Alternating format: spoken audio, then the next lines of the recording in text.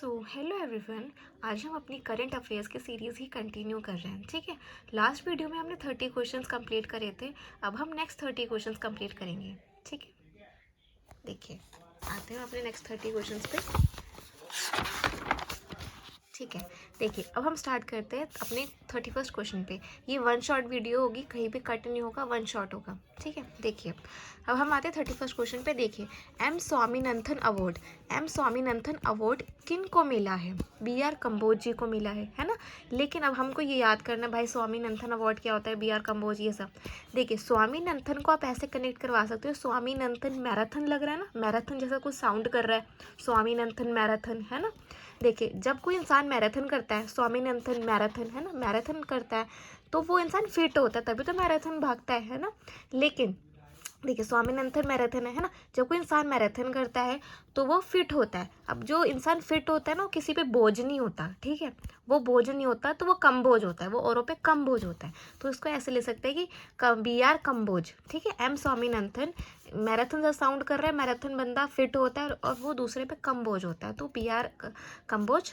ठीक है, कम्बोज होता है। तो आप समझ सकते हैं एम स्वामीनाथन मैराथन करते हैं, और मैराथन जो करता है वो फिट बंदा होता है, और फिट बंदा औरों पे कम बोझ होता है, बी आर कम्बोज। ठीक है, और ये देखिए कोई ये इंपॉर्टेंट क्वेश्चन है, इसको आप अच्छे से समझ लीजिएगा। ठीक है, देखिए इनकी डेथ हुई थी सितंबर में। ठीक है, और हाँ ये आप समझ गए।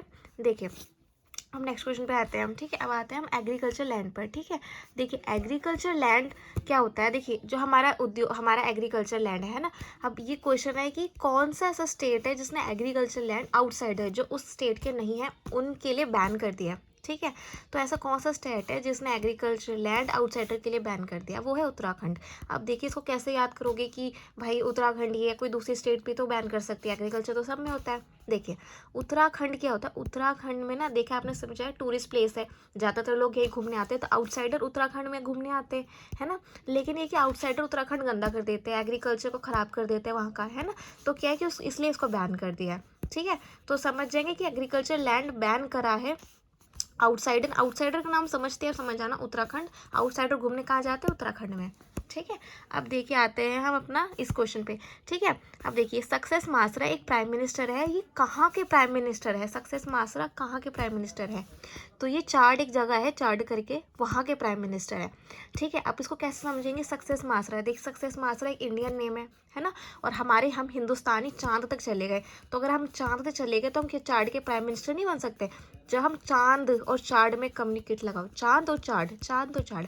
ठीक है, तो सक्सेस मासरा, ठीक है, अगर एक हिंदुस्तानी नाम है ना, और हम लोग तो क्या है चांद तक चले गए, तो चार्ड क्या चीज़ है ना, तो चार्ड के हम प्राइम मिनिस्टर है, तो सक्सेस मासरा प्राइम मिनिस्टर है चार्ड के। ठीक है, चांद से चार्ड आप ऐसे कनेक्ट करवा सकते हो। अब देखिए अब आते हैं नेक्स्ट क्वेश्चन पे हम। ठीक है, नेक्स्ट क्वेश्चन है कि एक योजना शुरू करी है, पीएम विश्वकर्मा योजना। पीएम जी ने हमारे एक योजना शुरू करी है, पीएम विश्वकर्मा योजना। ठीक, कौन सी ऐसी पहली यूनियन टेरिटरी है जिसने ये योजना फर्स्ट शुरू करी है? फर्स्ट यूनियन टेरिटरी है जिसने ये योजना शुरू करी है, पीएम विश्वकर्मा योजना।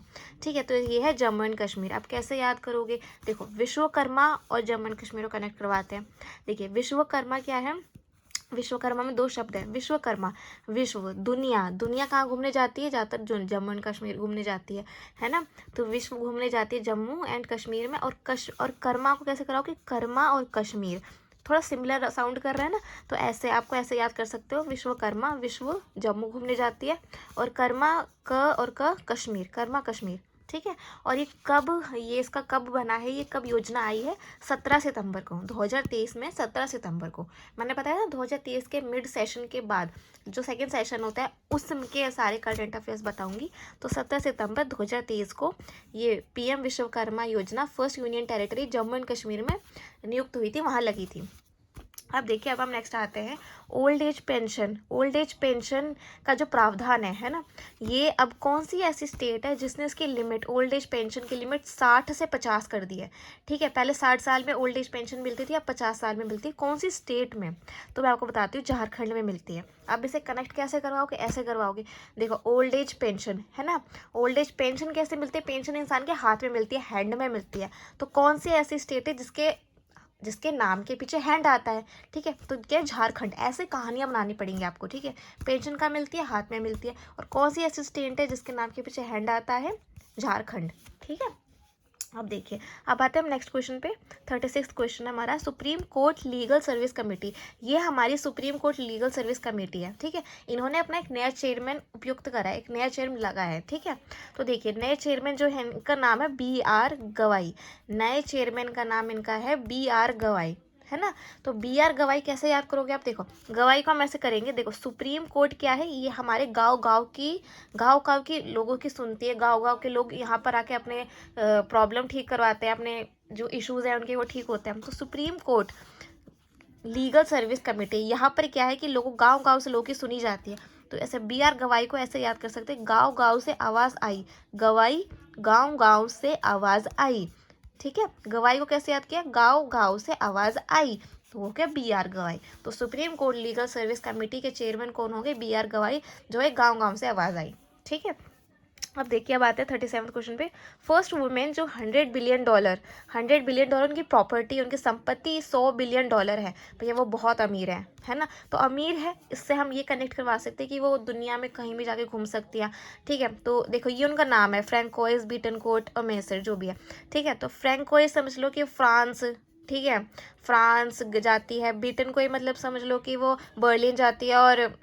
और मैसूर मतलब कि ऐसा समझ लो कि वो म्यांमार जाती है। तो वो मतलब कई कई देशों में जाती है, फ्रांस, ठीक है, बर्लिन और म्यांमार, कई कई देशों में जाती है। तो ऐसे आप याद कर लो, ठीक है, कि ये लेडीज़ है जिनका $100 बिलियन, इनकी फर्स्ट वुमेन, इतनी प्रॉपर्टी है, ठीक है। कैसे याद हो गया, फर्स्ट वुमेन, बहुत प्रॉपर्टी है। बहुत प्रॉपर्टी है इसका मतलब कि बहुत पैसा, और वो बहुत पैसा है तो वो भाई अलग अलग देशों में घूमने जा सकती है।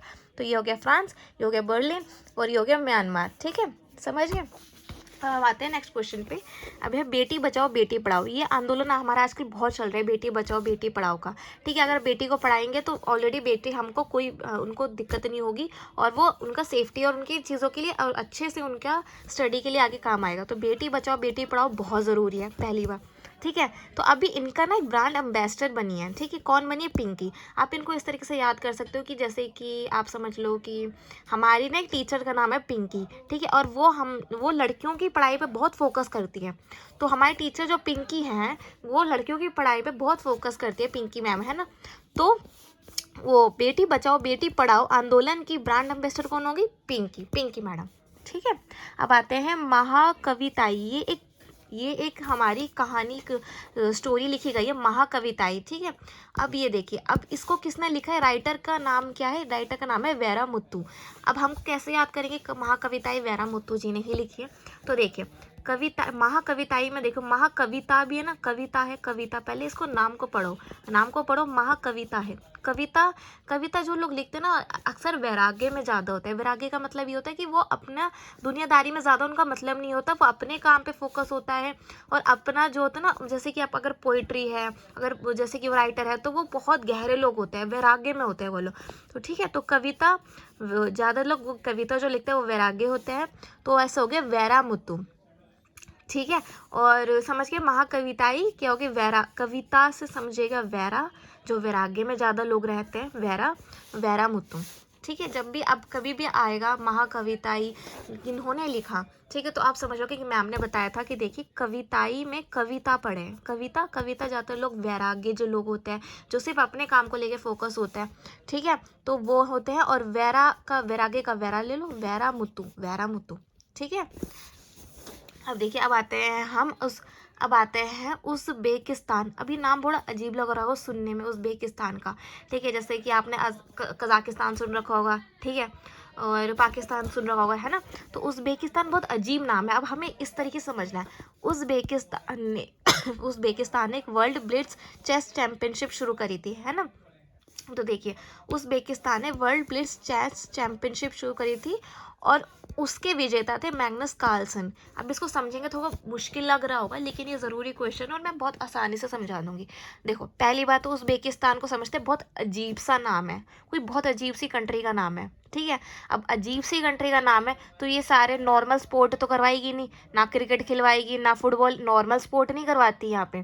यहाँ पे कुछ चीज़ होती है ना चैंपियनशिप, तो ये होती है दिमाग, थोड़ा अजीब वाली चीज़ें, ठीक है। वर्ल्ड ब्लिस चेस चैंपियनशिप, जो इनका दिमाग बहुत कीड़ा वाला होता है ना, वो चेस बड़ा अच्छे से खेल पाते हैं। Uzbekistan world blitz chess championship, है ना। देखिए उज़्बेकिस्तान बहुत अजीब सा नाम है, अजीब सी कंट्री का नाम है ना। तो उस कंट्री के चैंपियनशिप जो होगी वो चेस चैंपियनशिप ही होगी। वर्ल्ड ब्लिट्स चेस चैंपियनशिप समझिए, अजीब सी कंट्री का अजीब सा स्पोर्ट, चेस चैंपियनशिप। और अब इसको देखिए, अब हम समझ गए उज़्बेकिस्तान का जब भी नाम याद आएगा तो समझ जाएंगे वर्ल्ड ब्लिट्स चेस के रिगार्डिंग कुछ चैंपियनशिप हुई है उज़्बेकिस्तान में, ठीक है। अब ये समझ गए उज़्बेकिस्तान और चेस चैंपियनशिप समझिए। अब आप एक चीज़ और समझेंगे, देखिए अब चेस चैंपियनशिप में हमें मैग्नस कार्लसन कैसे जीता है ये समझाना है। देखिए चेस से आप ये समझ सकते हैं, चेस और मैग्नस और चेस और मैग्नस और चेस। देखिए चेस और मैग्नस नाम बहुत लास्ट में बहुत सिमिलर कर रहे हैं ना, तो ऐसा आपको याद करना है। चेस कौन जीता है, मैग्नस ने, ठीक है। अब किसी भी प्रकार का क्वेश्चन आ सकता है, जैसे उज़्बेकिस्तान ये यहाँ पर कौन सी चैंपियनशिप बनी है, तो वर्ल्ड ब्लिट्स चेस चैंपियनशिप हुई है, ठीक है। और इसको किसने जीता था, तो चेस चैंपियनशिप थी तो मैग्नस ने जीती थी, ठीक है। अब देखिए हम नेक्स्ट क्वेश्चन पे आते हैं। Puberty sportsman athlete of the year 2023, ठीक है। ये किसको मिला था, ये विराट कोहली जी को मिला है। देखिए स्पोर्ट्समैन तो बहुत सारे हैं और बहुत मेहनती और बहुत फेमस है, लेकिन इस वक्त जो सबसे फेमस चल रहा है वो है विराट कोहली जी। तो विराट कोहली जी को मिला था puberty sportsman athlete of the year 2023, ठीक है। मेंस एथलीट की जब भी बात आ जाए ना, समझ जाना कि Virat Kohli ji sports men's athlete की जब भी बात आ जाए, फेमस की बात हम करें अभी sports men's athlete of the year की, तो विराट कोहली जी है, ठीक है। अब देखिए वाई इंडिया मैटर। अच्छा ये जो हमारा विराट कोहली जी वाला क्वेश्चन था और उज़्बेकिस्तान वाला था, ये दोनों इंपॉर्टेंट क्वेश्चन है, ठीक है। तो ये आ सकता है, पूछा जा सकता है, ठीक है। तो उज़्बेकिस्तान भी आप समझिए कैसा कि बहुत अजीब सी कंट्री है और वहाँ पे एक अजीब सा स्पोर्ट खेला गया है, चेस चैंपियनशिप। और चेस का कौन है, अजीब चेस से मैग्नस जीता है, ठीक है। प्यूबिटी स्पोर्ट्स मेंस एथलीट सबसे अभी फेमस कौन चल रहा है, विराट कोहली चल रहा है। तो स्पोर्ट्स मेंस एथलीट किसको मिला है, विराट कोहली को 2023 का, ठीक है। अब देखिए नेक्स्ट आते हैं 42 क्वेश्चन पे। वाई इंडिया मैटर्स, ये किताब लिखी गई है, ठीक है। वाई इंडिया मैटर्स एक किताब लिखी गई, इसका राइटर कौन है, इसका राइटर बताइए। ये बहुत ना, देखिए वाई इंडिया मैटर्स ये भी इंपॉर्टेंट क्वेश्चन है, ठीक है। इसका राइटर कौन है, देखिए इसका राइटर डॉक्टर एस जयशंकर, ठीक है। अब इसको हम कैसे समझेंगे, ठीक है, बहुत मुश्किल हो रहा है, कैसे समझेंगे। वाई इंडिया मैटर्स का मतलब होता है ज़रूरी, कि भाई इंडिया क्यों ज़रूरी है। तो आप इसको समझो कि डॉक्टर एस जयशंकर को हम ऐसा समझते हैं, इसको टुकड़ों में बांट देते हैं, ठीक है। मेरा एक दोस्त है जय, जिसका नाम है, और वो ना हमेशा शंकर जी से पूछता है कि भाई वाई इंडिया मैटर, या वाई इंडिया क्यों ज़रूरी है, भाई इंडिया क्यों ज़रूरी है, ऐसे करके वो क्वेश्चन पूछता है कि आखिर इंडिया ही हर चीज़ में क्यों आगे बढ़ रहा है, क्यों इंडिया ज़रूरी है, ठीक है। और कंट्रीज़ भी होता है, लेकिन इंडिया क्यों ज़रूरी, इंडिया हर चीज़ में आगे क्यों बढ़ रहा है। तो मेरा एक दोस्त है जय नाम का, वो शंकर भगवान जी से यही पूछता है कि इंडिया क्यों ज़रूरी है, इंडिया क्यों हर चीज़ में आगे बढ़ रहा है। तो वाई इंडिया मैटर्स का जो राइटर है वो है डॉक्टर एस जयशंकर, ठीक है जी। थोड़ा सा ऐसा होगा, स्टोरी पर बनाने वाला होगा, लेकिन ये कि अगर आप इसे स्टोरी बनाते हुए इस वीडियो को अगर आप 3-4 बार देखोगे ना, तो आपकी जो आगे के 30 क्वेश्चन है ना वो भी रिवीजन में आ जाएंगे, तो बहुत अच्छा हो जाएगा, ठीक है।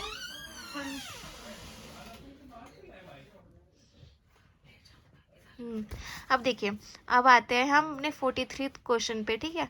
अब देखिए पहली फर्स्ट ऑल गर्ल्स सैनिक स्कूल, ठीक है। अब देखिए सैनिक स्कूल पहला ऑल गर्ल्स सैनिक स्कूल कहाँ पर बना है, पहला ऑल गर्ल्स जिसमें सारी लड़कियां हैं, ऐसा सैनिक स्कूल कहाँ पर बना है, उत्तर प्रदेश में बना है। अब इसको कैसे समझेंगे, देखिए जो सैनिक स्कूल होता है, देखिए सैनिक पहले हम इसको सैनिक पे ध्यान देते हैं, छोटी छोटी चीज़ों को बांटते हैं।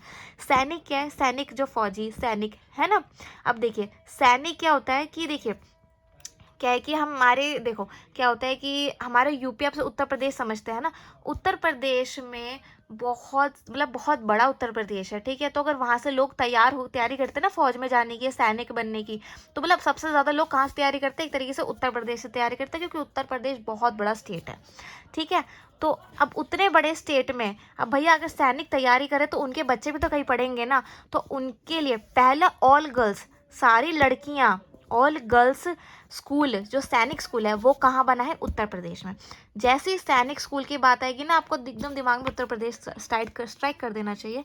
ऐसे कि देखिए सैनिक है, सैनिक सबसे ज़्यादा कहाँ से निकलते हैं? उत्तर प्रदेश से निकलते हैं, ठीक है। वैसे और भी स्टेट से निकलते हैं, लेकिन अभी हम एज अ एरिया वाइज हम समझ रहे हैं, ठीक है। सैनिक कहाँ सबसे ज़्यादा निकलते हैं? उत्तर प्रदेश से निकलते हैं। उत्तर प्रदेश, अब उत्तर प्रदेश से इतने सारे सैनिक निकल रहे तो उनके बच्चे भी तो कहीं पढ़ेंगे, है ना। तो ऑल गर्ल्स पहला सैनिक स्कूल, ऑल गर्ल्स फर्स्ट सैनिक स्कूल, है ना, तो कहाँ हुआ है? उत्तर प्रदेश में।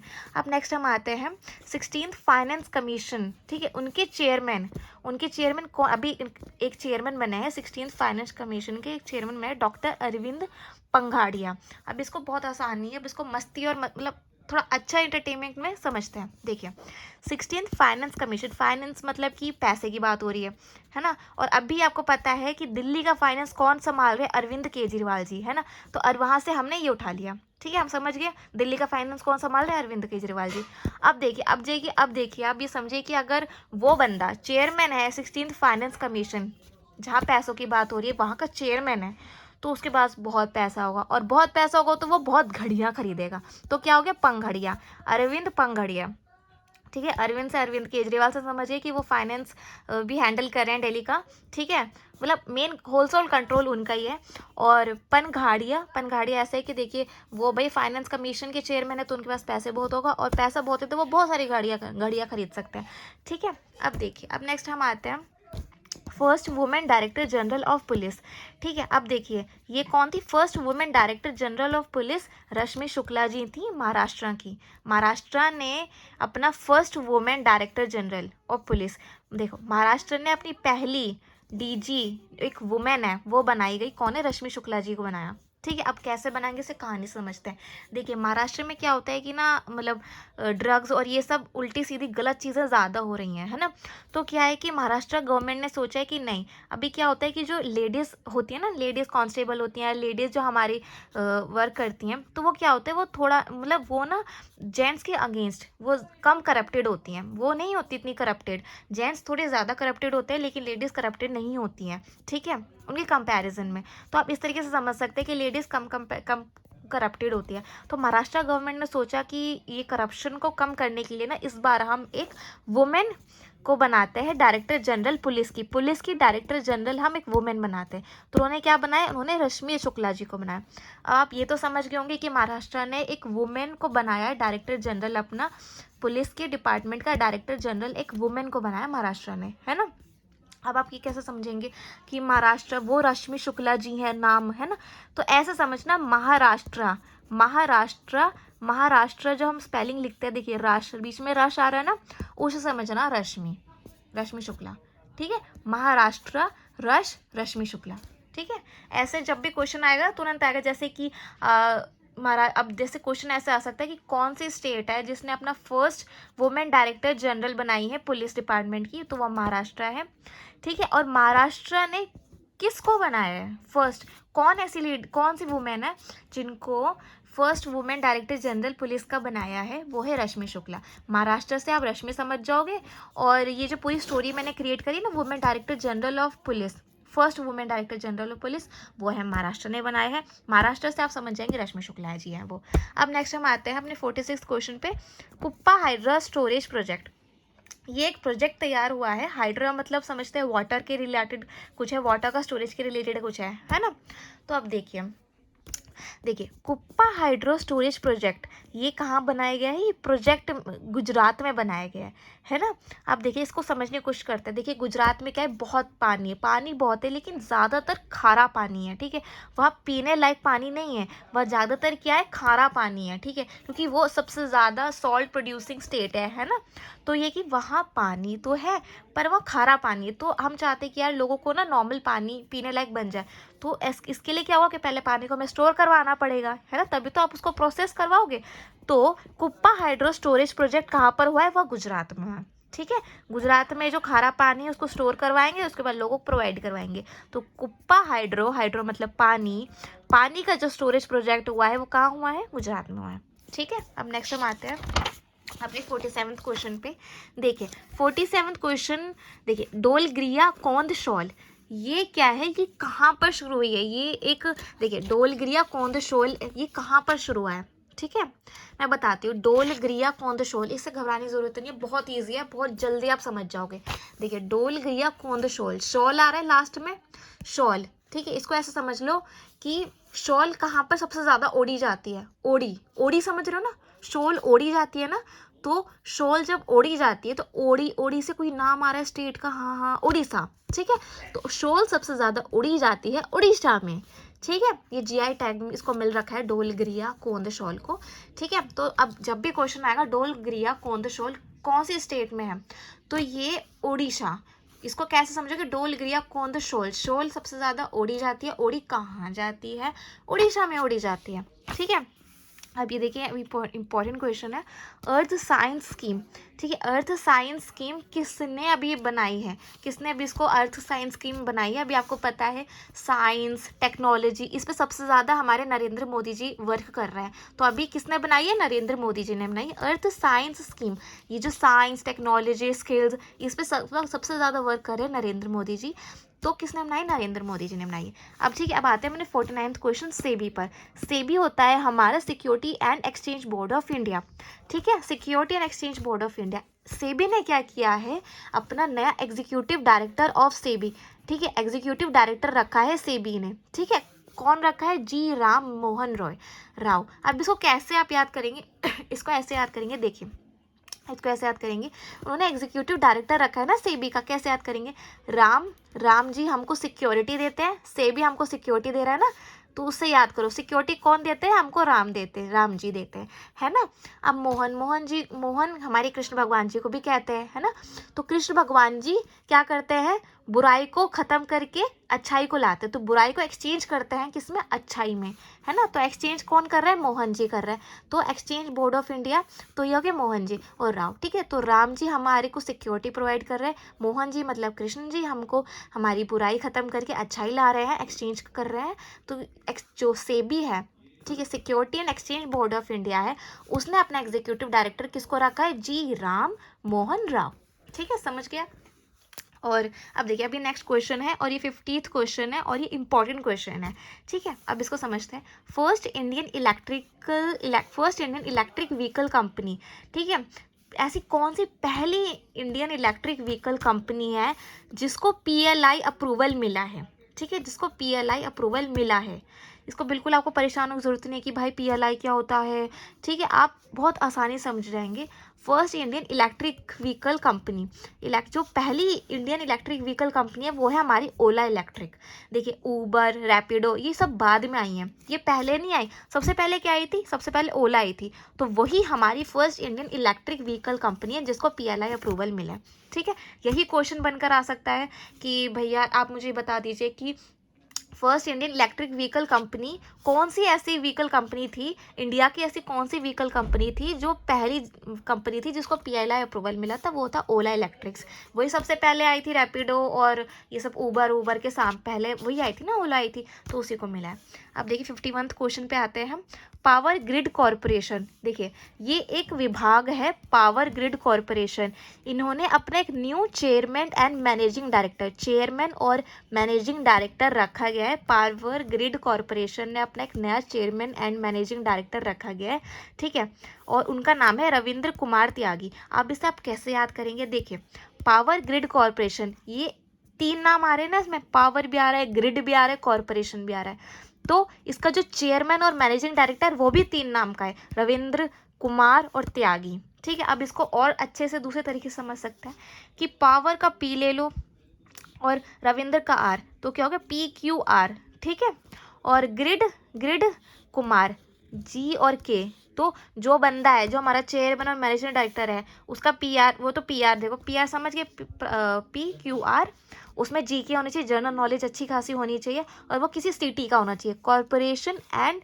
T त्यागी, तो सिटी, वो किसी सिटी का होना चाहिए, है ना। तो ऐसे आप समझ जाओगे कि जब भी कोई पावर ग्रिड कॉरपोरेशन के बोला जाएगा कि कौन नया चेयरमैन और मैनेजिंग डायरेक्टर बना है, तो P से समझना कि PQR है ना, रविंदर, और ग्रिड से समझना कि उसमें GK होना चाहिए, ठीक है, और सिटी, वो किसी सिटी का होना चाहिए, है ना। तो आप ऐसे समझ जाएंगे। अब देखिए नेक्स्ट नेक्स्ट आते हैं हम inland water veg development council. ये हमारी कहाँ पर हमारी शुरू हुई थी, ये काउंसिल कहाँ पर हुई थी, inland water veg development council, ये हमारी कहाँ पर हुई थी। ठीक है, मैं आपको बताती हूँ। देखिए, इनलैंड मतलब कि हमारे लैंड में ही, वाटरवेज मतलब कि जो पानी का जैसे रास्ता निकलता है, जैसे कि समुद्र से नदी में पानी आता है, नदी से फिर वो प्रोसेस होके इसमें डैम बनते हैं और पानी प्रोसेस होके फिर गलियों में जाता है, ठीक है, सोसाइटीज़ में जाता है, पानी नलों में आते हैं, है ना, तो वो एक रास्ता बन गया ना वाटर का आने का। तो inland water veg development council ये कहाँ पर हुई। अब इसको ऐसे दो तरीके से समझने की कोशिश करते हैं। देखिए, पहले तो आप ये समझने की कोशिश करती पानी सबसे ज़्यादा किस साइड को होता है। देखिए, पानी तो सबसे ज़्यादा हर जगह पानी ही पानी है, लेकिन इधर हमारा पैसिफिक ओशन भी आता है, इधर हमारा बे ऑफ बंगाल भी आता है, इंडियन ओशन भी हमारा इधर इंडियन ओशन हमारे इस तरफ आता है, इस तरफ हमारा बे ऑफ बंगाल आ गया, इधर पैसिफिक ओशन आ गया। ठीक है, तो आप इस तरह की समझने की कोशिश कीजिए। जो हमारा कोलकाता साइड है, इस साइड है ना, इस साइड है, यहाँ पे हमारा पानी बहुत है। ठीक है, पानी बहुत है, तो हम इस पानी को ऐसे समझने की कोशिश कीजिए कि यहाँ पे जो हमारा पानी है, उस पानी बहुत है, तो यहीं पर हमने कोलकाता में ही हमने इसको वाटर वे डेवलपमेंट काउंसिल को ऑर्गेनाइज करा था। ठीक है, एक ये तरीका हो गया। दूसरा ऐसे समझ सकते हैं, बहुत इजी तरीका है, ये थोड़ा मुश्किल हो सकता है पर दूसरा तरीका बहुत आसान है। देखो, वाटर वाटर की बात हो रही है। वाटर में क्या होती है, मछलियाँ होती है। मछलियाँ सबसे ज़्यादा कहाँ खाई जाती हैं, कोलकाता में खाई जाती हैं, है ना। तो inland water veg development council कहाँ पर होगी, कोलकाता में होगी, क्योंकि वाटर वेज की वाटर की बात हो रही है। अगेन मैं वही बात रिपीट करती हूँ, वाटर की बात हो रही है, वाटर में मछलियाँ होती हैं, मछलियाँ सबसे ज़्यादा कहाँ खाई जाती है, कोलकाता साइड में खाई जाती है ना। वहाँ पूजा भी होती है दुर्गा पूजा के दिन, है ना। तो देखिए, ये समझ गए आप, इनलैंड वाटरवेज डेवलपमेंट काउंसिल कहाँ हुई थी, कोलकाता में हुई थी। अब मैम नेक्स्ट 53rd क्वेश्चन पे आते हैं, 53 वाले क्वेश्चन पे, है ना। अब देखिए इसमें क्या होता है, अब देखिए पैक्स एक हमारा सोसाइटी है। देखिए, प्राइमरी एग्रीकल्चर क्रेडिट सोसाइटी, आप इस नाम को समझ जाएंगे एकदम से। देखिए, इसमें क्या फोकस करने वाली चीज़ है, वो है एग्रीकल्चर और क्रेडिट। तो ये एक ऐसी सोसाइटी है जो हम जैसे हमारा एग्रीकल्चर होता है उसमें जो ऋण लगता है, जो क्रेडिट लगता है, उस पे फोकस करती है ये सोसाइटी। प्राइमरी एग्रीकल्चर पे जो क्रेडिट लगता है, ऋण लगता है, ठीक है, उस पे फोकस करती है हमारी ये सोसाइटी। ठीक है, अब देखिए, अब आप एक एग्जाम और ये सोसाइटी कहाँ पर इसकी कॉन्फ्रेंस हुई थी, न्यू दिल्ली में। ये तो बेसिक बात होगी, समझ गए कि प्राइमरी एग्रीकल्चर क्रेडिट सोसाइटी कहाँ पर, प्राइमरी एग्रीकल्चर क्रेडिट सोसाइटी क्या होता है, क्या काम करती है, वो ये काम करती है एग्रीकल्चर क्रेडिट पे फोकस करती है।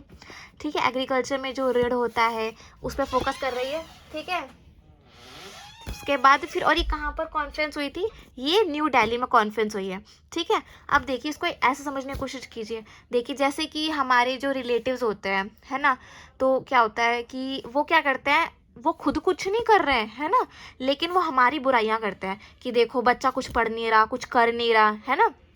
वो खुद बेशक को कुछ नहीं कर रहे, उनके घर में कुछ नहीं हो रहा, उनके खुद के बच्चे कुछ नहीं पढ़ रहे हैं, लेकिन वो अपने हम लोग को सुनाते कि देखो फलाने का बच्चा कुछ नहीं कर रहा, इसका बच्चा कुछ नहीं कर रहा, उसका बच्चा कुछ नहीं कर रहा। वैसे आप समझ लीजिए कि न्यू दिल्ली खुद जगह में एग्रीकल्चर कुछ नहीं हो रहा है, कोई एग्रीकल्चर नहीं है, पूरा अर्बनाइजेशन हो गया है, कहीं कोई एग्रीकल्चर नहीं है, लेकिन यहाँ पे कॉन्फ्रेंस हो रही है, यहाँ बातचीत हो रही है, मतलब और स्टेट्स के एग्रीकल्चर क्रेडिट के बारे में। ठीक है, और स्टेट्स के एग्रीकल्चर के बारे में बातें कर रहे हैं लोग, एग्रीकल्चर क्रेडिट के बारे में बात कर रहे हैं, कहाँ, न्यू दिल्ली में, जहाँ पर खुद कोई एग्रीकल्चर के लिए कोई सही से हो नहीं रहा है। ठीक है, समझ गए आप, पूरा अर्बनाइजेशन हो चुका है दिल्ली, समझ गए आप। तो ऐसे आप समझिए कि प्राइमरी एग्रीकल्चर क्रेडिट सोसाइटी क्या काम करती है, एग्रीकल्चर क्रेडिट के लिए काम करती है, एग्रीकल्चर क्रेडिट पे बात करती है। ठीक है, जो हमारे एग्रीकल्चर में ऋण लगा है उस पर बात करती है। ठीक है, और ये कहाँ पर कॉन्फ्रेंस हुई थी, न्यू दिल्ली में हुई थी, जहाँ पर खुद कोई एग्रीकल्चर का नहीं है, लेकिन यहाँ पर ये कॉन्फ्रेंस हुई थी। ठीक है, अब देखिए, अब आते हैं प्रसादम से आप समझ रहे होंगे, प्रसाद साउंड कर रहे हैं ना, प्रसाद फूड का आइटम ही होता है प्रसाद, है ना, तो फूड का आइटम होता है, तो ये क्या हो गया, फूड स्ट्रीट समझ गए, फूड स्ट्रीट। ये पहली फूड स्ट्रीट कहाँ कहाँ पर पहली फूड स्ट्रीट इनॉग्रेट मतलब बनी है, पहली फूड स्ट्रीट कहाँ पर बनी है? तो मैं बताती हूँ कि हमारे उज्जैन में बनी है पहली फूड स्ट्रीट। अब इसको कैसे याद करेंगे? ऐसे याद करेंगे, प्रसादम, प्रसादम साउंड करता है फूड का, फूड स्ट्रीट, पहली फूड स्ट्रीट का बनती है। प्रसाद है ना, प्रसाद। अब आपको पता है उज्जैन के प्रसाद सबसे मतलब फेमस और सबसे बहुत अच्छा, और मतलब जिसको कहते हैं ना कि 56 भोग लगता है वहाँ पर, है ना, तो बहुत विशाल है ना। तो ऐसे प्रसाद से एकदम से आपके दिमाग में याद आ जाएंगे उज्जैन, उज्जैन महाकाल कॉरिडोर, है ना, तो वहाँ पर ये फूड स्ट्रीट इनॉग्रेट मतलब बनी है। प्रसाद से आपको फूड साउंड करता है ना, फूड साउंड करता है, फूड स्ट्रीट, और फूड स्ट्रीट और प्रसाद, और प्रसाद कहाँ पर सबसे फेमस प्रसाद कहाँ का है? उज्जैन का है, ठीक है। तो उज्जैन में फूड स्ट्रीट, पहली फूड स्ट्रीट बनी है, ठीक है। अब नेक्स्ट हम आते हैं पेइंग गेस्ट। अब आपको पता है एक कंसेप्ट होता है पेइंग गेस्ट का, ठीक है। पेइंग गेस्ट वो इंसान होते हैं, वो लोग होते हैं जो हम लोग के साथ रहते तो हैं, लेकिन वो हमारे एज अ गेस्ट रहते हैं, लेकिन हमको पे करते हैं। वो रह रहे हैं हमारे साथ हमारे घर में, लेकिन पे कर रहे हैं हमको, है ना। तो ये स्कीम कौन से स्टेट में शुरू हुई है? ये कंसेप्ट और ये स्कीम कौन से स्टेट में शुरू हुई है? अगेन हम उत्तर प्रदेश में शुरू हुई है ना। इसको आप इस तरीके से समझते हैं, देखो उत्तर प्रदेश को मैंने फिर समझ लिया, बड़ा काफ़ी बड़ा स्टेट है भैया, एरिया वाइज बहुत बड़ा स्टेट है उत्तर प्रदेश, है ना।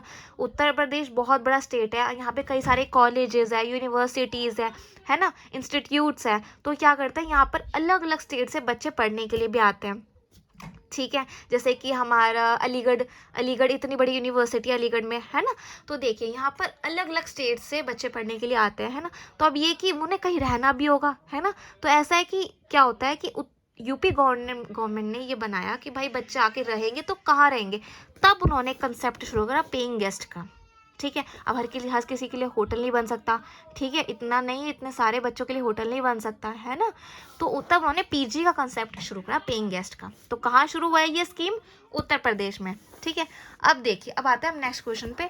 फर्स्ट एआई पार्क, एआई मतलब समझते हैं आर्टिफिशियल इंटेलिजेंस पार्क, और आपको पता है इंडिया में इस वक्त आर्टिफिशियल इंटेलिजेंस टॉप पे चल रहा है, ठीक है। ये कंसेप्ट बहुत ज़्यादा इन है अभी, बहुत ज़्यादा डिमांड में। तो देखिए फर्स्ट एआई पार्क ये कहाँ पर बना है? ये उत्तर प्रदेश में बन रहा है फर्स्ट एआई पार्क। आप इसको इस तरीके से समझ सकते हैं कि देखिए मोदी जी आर्टिफिशियल इंटेलिजेंस पे इतना ज़्यादा फोकस कर रहे हैं। आपको पता है मोदी जी के साथ योगी जी भी काम कर रहे हैं। अब भैया मोदी जी काम कर रहे हैं तो योगी जी पीछे कैसे रह जाएं, वो भी काम करेंगे, है ना। तो उन्होंने एआई का, उन्होंने भी, हम भी काम करेंगे एआई में, है ना। तो उन्होंने क्या किया, उन्होंने पहला एआई पार्क अभी बन रहा है, ये इन प्रोसेस है, ये यूपी में बन रहा है, ठीक है। वो बना रहे हैं फर्स्ट एआई पार्क यूपी में।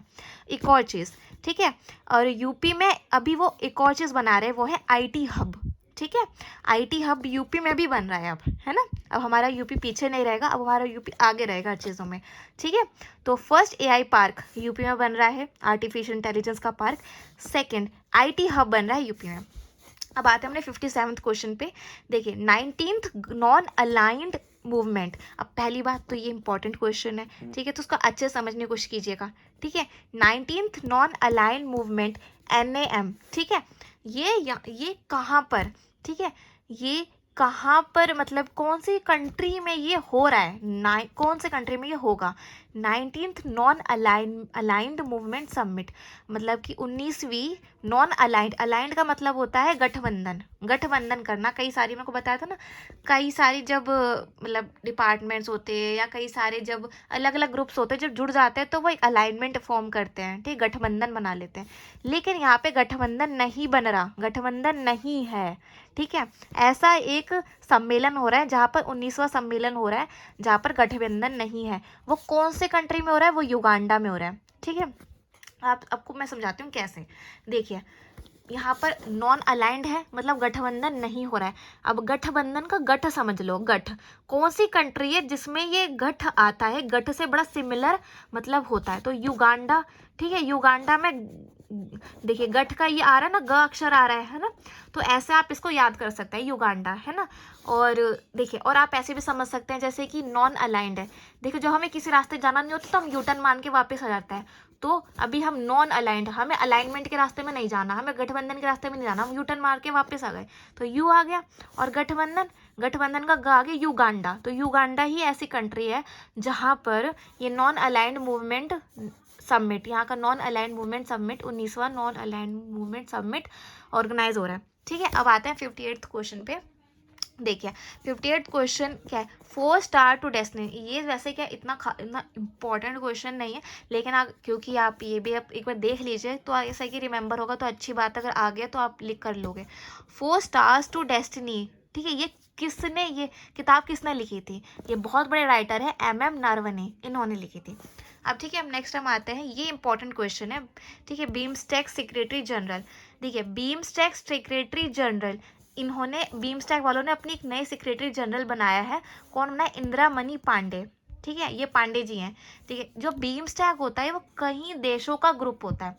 ये जो बीमस्टैक है, ठीक है, बीमस्टैक कई देशों का ग्रुप है। ठीक है, और इन्होंने अपनी सेक्रेटरी जनरल बनाया, किनको बनाया है, इंदिरा मणि पांडे, पांडे जी को बनाया, पंडित जी को बनाया है। ठीक है, तो आप इससे समझ सकते हैं जो ये बीमस्टैक है, ये सेक्रेटरी, इन्होंने जो सेक्रेटरी जनरल बनाया इंदिरा मणि पांडे।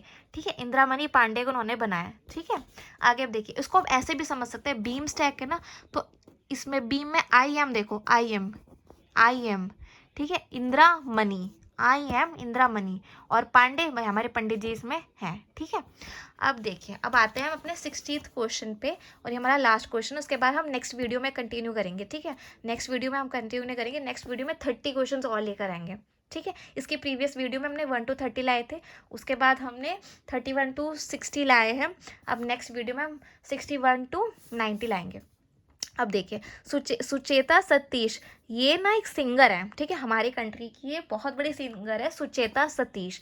अब इनको एक अभी वर्ल्ड रिकॉर्ड अवार्ड मिला है, वर्ल्ड रिकॉर्ड मिला है। उनको पता है किस चीज़ में वर्ल्ड रिकॉर्ड मिला है, इनको मिला है कि इन्होंने कई सारी लैंग्वेजेस में गाना गाया।